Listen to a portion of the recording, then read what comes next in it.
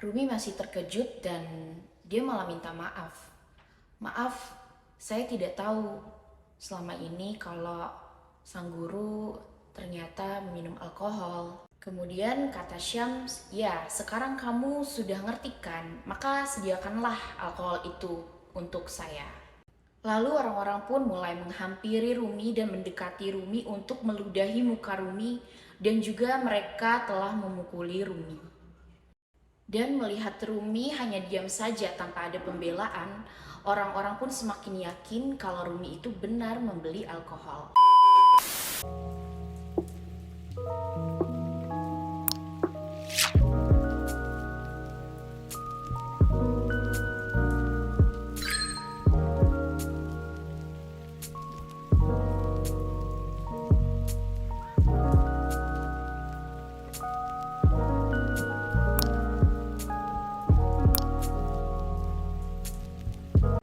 Assalamualaikum warahmatullahi wabarakatuh. Terima kasih yang sudah menonton video pertama dari YouTube channel Cahaya Laila. Bismillahirrahmanirrahim, sahabat Laila. Kesempatan kali ini Laila akan membahas seorang tokoh sufi yang sangat populer banget nih sehingga mendunia karya-karyanya ini. Siapa ya kira-kira? Langsung aja ya sahabat Laila. Kali ini Laila akan membahas kisahnya tentang Maulana Jalaluddin Rumi. Maulana Jalaluddin Rumi adalah salah satu tokoh sufi yang populer dalam sejarah intelektualisme Islam. Selama 7 abad terakhir, puisi-puisinya yang sangat berpengaruh terhadap sastra Persia telah diterjemahkan dalam berbagai bahasa. Salah satu karyanya adalah Kitab Masnawi yang dianggap sebagai puisi terbaik dalam bahasa Persia yang sangat berpengaruh dalam dunia sufisme. Supaya sahabat Laila lebih mengenal jauh tentang Maulana Jalaluddin Rumi, Laila akan membacakan biografinya dulu ya. Jalaluddin Rumi. Ia mempunyai nama lengkap Jalaluddin Muhammad bin Muhammad bin Husain al-Khitibi al-Bakri. Kata Rumi di belakang adalah julukan baginya yang menghabiskan sebagian besar hidupnya di Konya, yang dulu dikenal sebagai sebutan Rum. Rumi lahir di Balkh, sekarang masuk wilayah Afghanistan, pada 30 September 1207. Ia lahir dari keluarga yang berpendidikan tinggi. Ayahnya bernama Baharuddin Walad, seorang dai terkenal, faqih dan juga seorang sufi yang masih memiliki keturunan dengan Abu Bakar. Latar belakang ayahnya itu membuat Rumi sangat dekat dengan ilmu agama dan tradisi tasawuf. Maulana Rumi diasuh langsung oleh ayahnya dalam menimba pengetahuan agama. Saat berusia 24 tahun, ia harus merelakan ayahanda tercinta kembali ke pangkuan ilahi. Selanjutnya, ia dibimbing oleh murid ayahnya, yaitu Muhakkik Tirmizi. Rumi semakin matang dalam pengetahuan agama. Berkat bimbingan ayahanda dan Muhakkik Tirmizi, di usia 25 tahun Rumi telah menjadi seorang mufti, mufasir, dan seorang teolog. Meski demikian, gelora di dalam dirinya tak pernah padam untuk menemukan ilmu hakikat. Pada 1244, Maulana Rumi bertemu dengan sosok misterius nan bersahaja. Pertemuannya dengan Syams Tabrizi membuat kehidupannya seketika berubah. Gelora cinta ilahi semakin membara dan menyala-nyala di dalam dirinya. Syams mampu membuat gelora cinta itu menjadi api yang membakar segalanya, kecuali sang kekasih. Bulan Desember 1273, Rumi kembali kepada sang kekasih.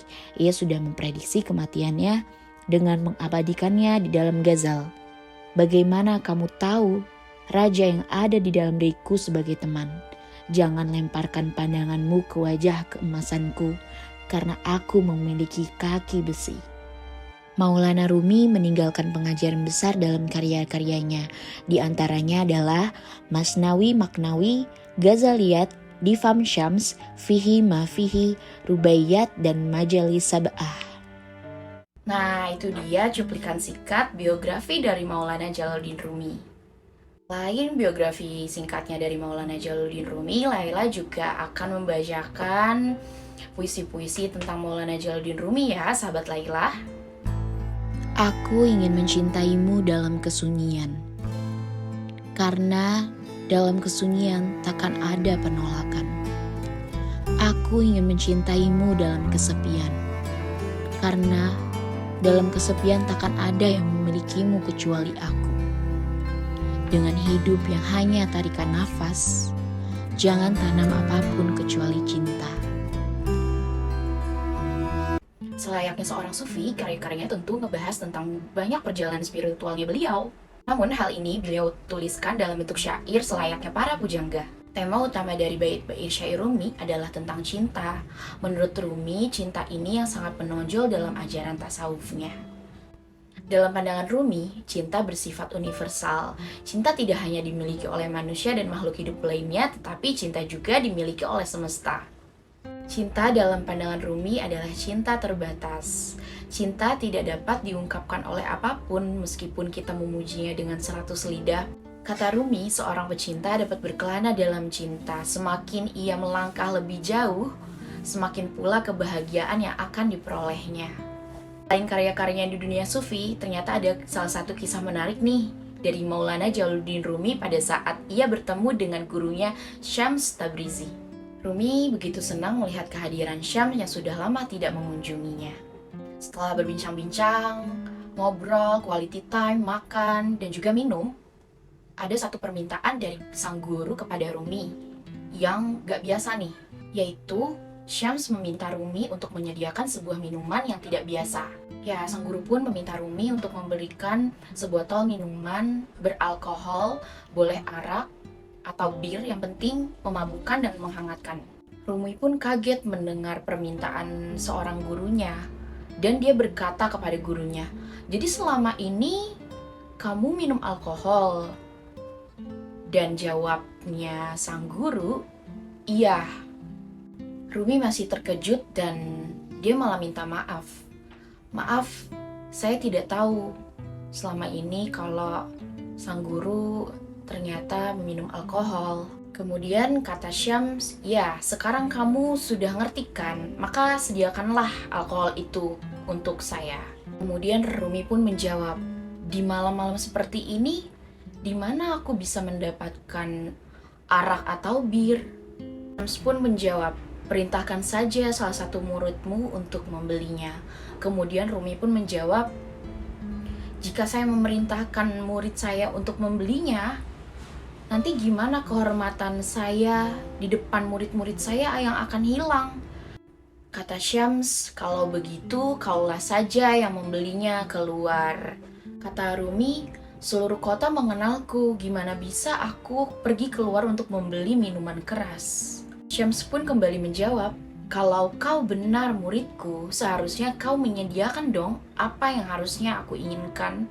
Karena kecintaannya dan penghormatannya kepada sang guru, Rumi pun mengambil botol dari sang guru, botol berisi botol kosong yang diberikan oleh Syams dan disembunyikan di jubahnya.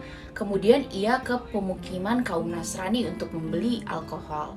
Saat dia masuk ke dalam pemukiman tersebut, tidak ada yang berpikir macam-macam kepada dirinya, tetapi saat dia memasuki pemukiman yang identik miras, ternyata ada orang di belakang yang menguntit Maulana Rumi.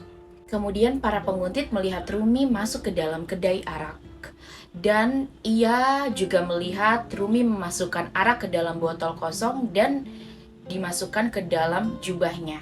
Ternyata yang menguntit Rumi ini jumlahnya sangat banyak. Pada saat sampai dia keluar dari kedai dan dia juga sampai di kota tempat di mana dia menjadi seorang imam di masjid kota tersebut, salah satu penguntit Rumi yang mengikuti Rumi pada saat membeli alkohol pun teriak, "Syekh Maulana Jalaluddin Rumi yang selama ini mengimami kalian sholat setiap hari, baru saja membeli alkohol." Orang itu berkata sambil menyingkap jubah Rumi. Kemudian ketika jubah Rumi tersingkap, orang-orang pun benar melihat adanya botol di dalam jubahnya Rumi. Lalu orang-orang pun mulai menghampiri Rumi dan mendekati Rumi untuk meludahi muka Rumi, dan juga mereka telah memukuli Rumi. Dan melihat Rumi hanya diam saja tanpa ada pembelaan, orang-orang pun semakin yakin kalau Rumi itu benar membeli alkohol. Di saat Rumi diserang massa, terdengarlah suara seorang guru Rumi, yaitu Syamsuddin Tabrizi. Wahai orang-orang yang tidak tahu malu, kalian telah menuduh seorang alim dan faqih dengan tuduhan meminum arak. Padahal yang ada di botol itu hanyalah air cuka. Dan salah satu masa pun masih ada aja yang mengelak. Ini bukan air cuka, tetapi ini arak. Syams pun mengambil botolnya dan membuka botolnya. Kemudian dia juga meneteskan air yang ada di botol tersebut ke tangan-tangan orang-orang supaya mereka bisa menciumnya. Dan ternyata mereka kaget. Ternyata benar itu adalah air cuka. Dan keadaan pun berbalik. Mereka yang tadinya memukuli diri Rumi, meludahi Rumi, kemudian mereka memukuli diri mereka sendiri dan bersimpuh malu di hadapan kaki Rumi. Kemudian Rumi pun bertanya kepada gurunya, "Malam ini kau membuatku terjerumus dalam masalah besar hingga aku menodai nama baikku sendiri. Apa maksud dari semua ini?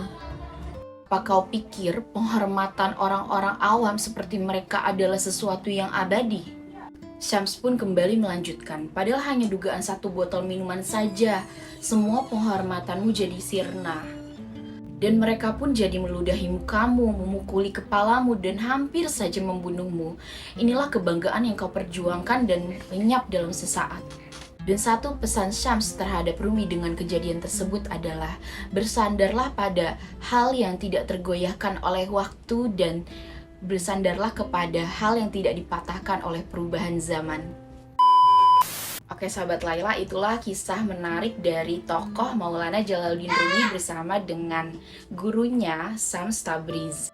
Jika Laila ada penyebutan nama tokoh yang salah, kurang lebihnya Laila minta maaf. Jika kalian tertarik dengan video di YouTube channel Cahaya Laila, komen ya idenya, Laila akan ngebahas apa lagi. Jangan lupa di like, subscribe, dan share ke teman-teman kalian semua. Terima kasih. Assalamualaikum warahmatullahi wabarakatuh.